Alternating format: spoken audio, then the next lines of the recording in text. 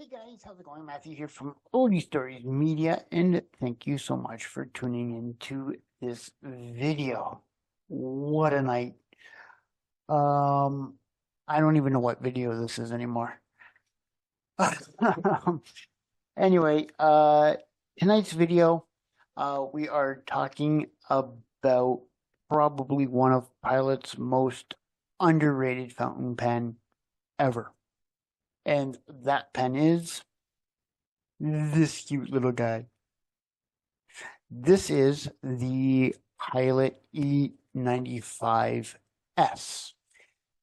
What do I think about this pen? Do I like it?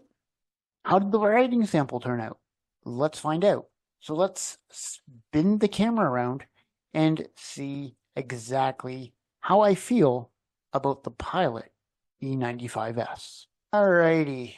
Not sure why the camera is so friggin' blurry, but we will do our best with it. I'll probably try and clean this up in post.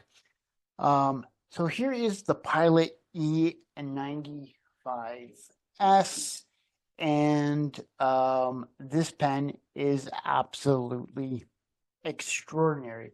I have to admit, this pen was not high on my radar of pens to get, but when I saw the price for this pen on another website, I can't remember exactly what website that is, but I had to get it. And I mean, how could I not? It is a slip-off cap, and that reveals the inlaid nib. And I don't know why this is so friggin' blurry. Maybe it's the lights. It probably is the lights. But here is the nib. It is a cartridge converter pen. But in here, I did not use the converter that came with it. It came with a Con 70. I have since taken that out to put in a Pilot ink cartridge, and I just fill that up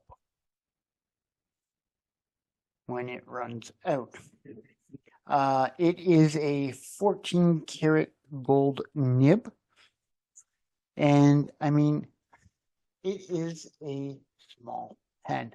Like you can see it there, and I mean, it is tiny. But when you go to post it, it becomes a full length pen.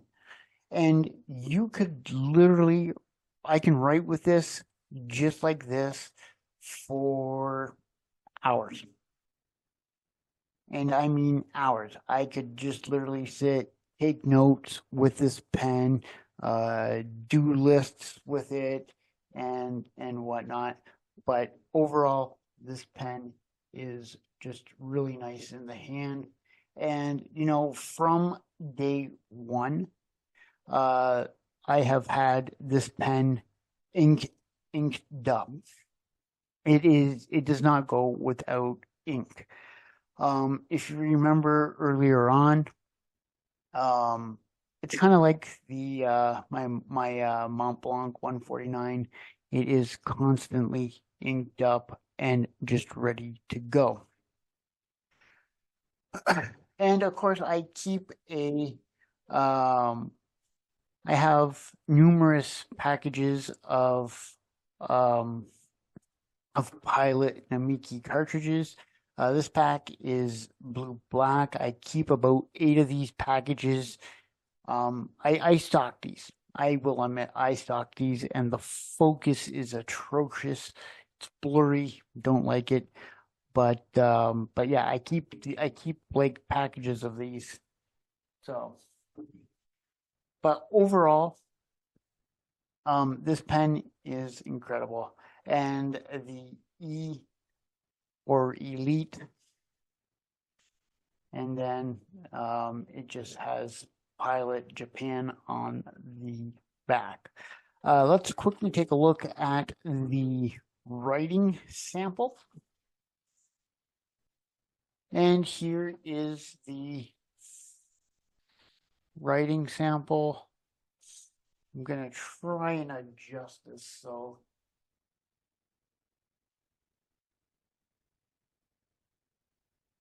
There we go. That's better. So here is the writing sample for the E95S. As I said before, it is a 14 karat medium gold nib. And I mean, this pen is nicely wet. Really nicely wet. In this pen, I have Noodlers Widow. It just seems to go well with the color of this pen. This pen is a dark red color. I know it kind of shows up as black on the camera, but this pen is a deep dark red. And once again, I couldn't help it, but I had to change the quote up just for the sake of sanity. It gets a little tiring writing the quick brown fox jumps over the lazy dog. Well, in this case, I decided to write the quick brown fox jumps over the lazy deer. Line variation, you don't get much line variation out of this pen, but there it is there. I even smudged a little, as you can see. And then in the comments for this pen, love this pen. It writes so smooth. And you know what? I will give it that. It is a smooth writer. And I don't think I have a smooth writer. This is probably the smoothest writer I have in my collection. Is it the wettest writer in my collection? No.